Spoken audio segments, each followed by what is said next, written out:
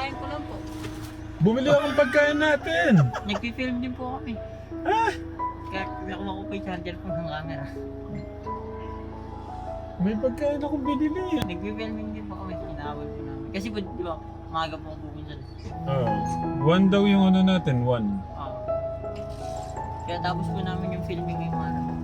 Teka, dito ka muna, mag-ano ka muna sa mga katekram. Naka-vlog to. Tignan mo, lumipat pa naman si Kuya Ben para ano.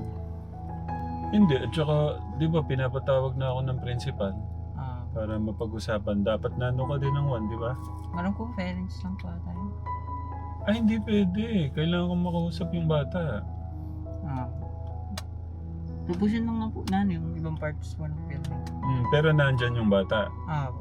Oo, kailangan ko siya makausap. Hindi pwedeng hindi ko makausap din. Sinabi ni nanay na ano, alaunda daw. Umano na kami dito kasi nga para magkaharap-harap na. Mag-ilo ka muna sa mga tekram. Hello po mga tekram. Naka-vlog to eh. Ito po kasi, ito pong araw na to ka-tekram yung ano namin. Pumunta daw po yung parents kahapon eh. Nagpunta kahapon? Ba't di naman Hindi po. nagsabi kahapon? Sila daw po muna nag-usap. Parang ginawa ko na yung sa inyo. Oo. Kasi natakot din. Kala siguro nila talagang re-respect tayo kuya. Kasi nakita mo naman, Kuya Ryan, Joshua, Kuya August, Kuya Melvin. Tapos yung jowa niya. Yun yun. Ano to? About, ano to? Face off ng mga magulang ka-tekram. Paano dire-diretso ka na yan? Sa filming. Oo. Lumamay natin yan. So, kahit ito na lang inumin mo. Ay, Kuya Ben, ito yung sa'yo. Sana mo ko doon eh. Sige, paalam ka muna. May gawa mga tekram. Mm. Search ko lang din po yung sa camera. Nasaan yung ano mo, mama chup-chup sa kanila? May gawa mga tekram. May chup-chup po. Sige, Sige ba tayo? dito lang ako maghihintay.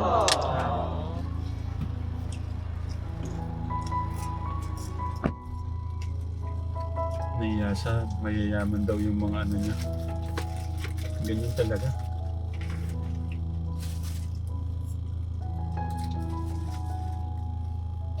Yun siya. Isipin mo, ang laki na ni Kuya, ano? Parang kailan lang yung panahon ka Tekram, no?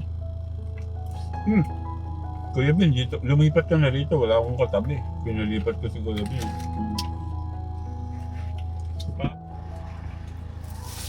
Magaya tayo. Kuya Ben, magaya tayo. Kaya po. Kaya po tayo. Hindi yung talaga kakayanin ni Kuya, ano to? Si Kuya. Ano kaya ang dahilan? Bakit kaya ganun yung mga kabataan ngayon? Ano? Mainit din ang mga ulo.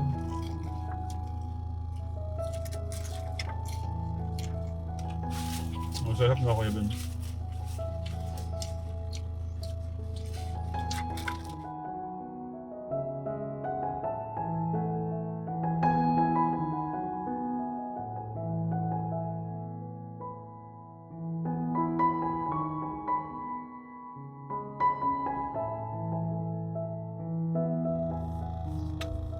Grabing biyaya ni God din, no? Kuya Ben. Tapos, nilipat ko kami doon ka-Tekram. Ngayon ka-Tekram, bababa po muna kami. Tapos, habang nag-aantay yun ng 1 PM, magmamasid-masid doon muna kami. Bigyan nun namin kayong update mamaya, no, ka-Tekram. Hello!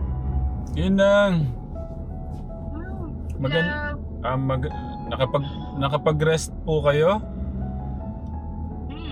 Okay. Okay lang po, bigyan ko na... Okay lang po. Opo, sorry po. Okay lang po, bigyan ko na ho kayong update sa napag-usapan sa school. Oo. Okay. Ganito po yung nangyari, Ninang. Paano ko ba yan? Kasi ano po doon eh, siyempre bawal naman pong mag-record doon. Request ko sanang mag-record para kahit paano hindi ko makalimutan yung mga ibang mapag-usapan. Pero bawal ko kasi yan basta walang pahintulot na mag-record ka, Tekram. Yan nga po, humihingi po sila ng mabait naman o yung tatay at nanay, humihingi po sila ng tawad. Sabi ko nga din, kung kasi ang po nila, parang inaano po nila yung anak po nila, hindi first time din po mangyari po yun at hindi po siya na, kumbaga inaano po nila, napakabait din na bata po nung anak po nila. Parang nagawa lang daw nung anak kasi nga binobosohan po yung girlfriend niya ni kuya. Sabi ko, hindi ko nga, kaya po gusto ko pong makausap sana po yung anak niyo. Gusto ko talagang malaman kung paano po ang nangyari kasi wala din po sa ko na magagawa po ng anak ko yun. Sabi kong ganon. Tapos yung sinabi ko po na sa 5 years na pagsasama po kami nung bata na yan, hindi ko maano na magagawa po niya yung ganyan kasi napakatahimik lang po niya. Tapos hanggang sa humingi na lang ng tawad yung nanay, tapos naiyak pa nga po siya. Mukhang mababait naman po yung nanay at tatay. Tapos ganun sinabihan. Tapusan nung nag-usapan ngayon. Apo, yung napagtapusan po, bali magkakaroon po siya.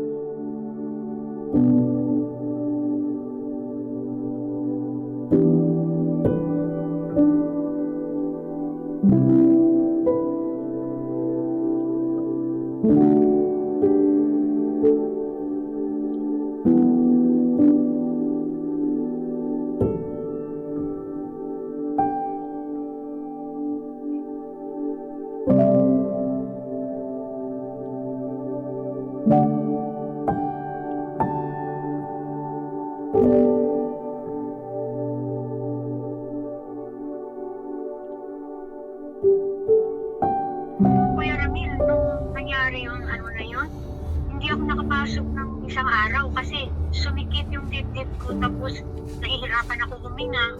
No. Tapos nakakaiyang sabihin. Okay lang po din. Muntik na ma-deform yung ilong ko eh. Bakit? Gastusan ko pa naman ito eh. Si Ninang. At totoo lang. Ito po yung sa loobin ng puso ko. Doon po sa pagmamahal nyo kay Kuya. Ako, parang ayaw kong sayangin yung love ni Ninang. Na parang ayaw kong ipagdamot yung si Kuya.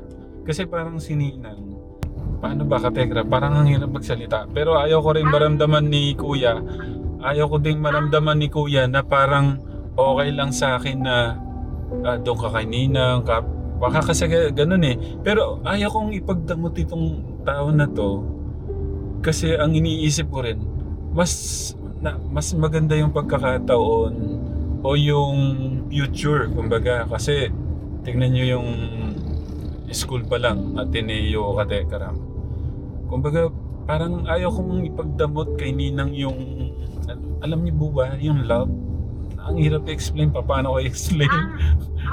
Sa akin naman Kuya Ramil, ayaw ko yung, ako kasi nilalagay ko rin naman yung lugar ko kung saan ako nararapat. Sponsor lang po ako Kuya Luis.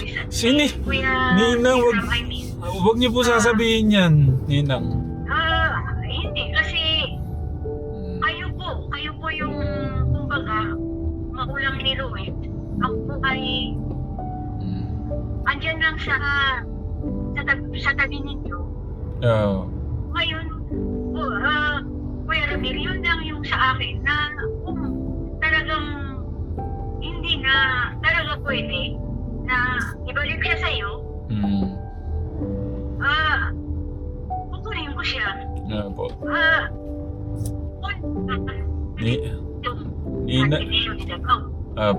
Nina. Kasi alam ko naman na hindi madali na bigla na lang mapasa atin si Luis kasi kayo yung nag-alala Kuya Ramil. Tsaka, hindi pa ako kayo nag-meet. Hindi pa ako kayo nagkita personal. Oo, yun nga, yun sa akin. Ah, Na kayo po yung nag-alaga sa kanya ng ilang taon. ah, Kayo po yung umubog sa kanya kung ano man yung katayuan niya sa ngayon. Ako hanggang telepono lang ako, hindi ko pa siya nakita ng personal, ah, na ang yun yung sa akin na kayo po ang pinaka ano dyan na Sininang, hahawak sa kanya. kasama din po kayo. Ito lang ang may papangako ko sa iyo, Kuya Ramil. Po. Susuportahan ko yan sa Yeah. abot ng aking makakaya. Grabe naman yan. Inanong ko na yan. Kaya ayaw ko yung... Sinabi ko yan, Kuya Ramil, na susuportahan ko yan sa abot ng aking makakaya. Kaya yung parang gusto ko yung... Hindi naman yung parang gusto kong... Kasi kay Kuya din naman po yun. Ayaw. Nasa kay Kuya Luis pa rin naman yun kung ano yung Basta yung turn... makabuti sa kanya. Basta yung turn... Pero yung Apo. ang sinabi ko lang, Kuya Ramil, yung sa part ko lang, Apo. na kung talagang hindi na talaga siya pwedeng maibalik sa iyo, pero majority ng mga nagmamahal sa kanya, sa iyo talaga siya ibalik. Apo, Ninang.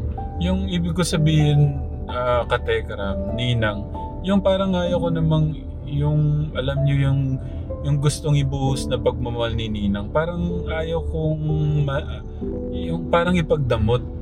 Ganun po. Yung hindi ko lang paano ko sasabihin eh. Basta ganun. Kasi, ganun, Katekram. Kahit saan man nandoon si Luis, kahit sino man ang umahawak sa kanya, Yeah. nandoon ako, hindi ako bibitaw. Thank you Yun po, ang Ninang. ipapangako ko sa iyo, Kuya Ramil. Yeah po. Kaya lang, ang hindi ko gusto, na yung, alam mo na nangyari na nga, na physical na siya. Yeah po, Ninang. Naintindihan ko po, Kasi, Ninang. hindi na sexy dyan eh. Majority ng mga tao na nagmamahal sa kanya, nagmamahal sa inyo, na sa iyo talaga siya ibalik. Yeah po, Ninang. Ngayon, ang sa akin lang naman, yung kung wala na talagang choice, wala na talagang, ano ba sa Tagalog, yung magkakataon ba? Or ano ba sa Tagalog? Na sa iyo talaga siya ibalik, Apo. kukunin ko na lang siya. Kaysa mananatili siya dyan sa kung ano man ang kinalalagyan niya ngayon. Apo, Ninang. Dadalhin ko na lang siya sa Davao kaysa sa mapahamak na siya dyan. Yeah po, Ninang. Naintindihan ko po yung niyo, Ninang.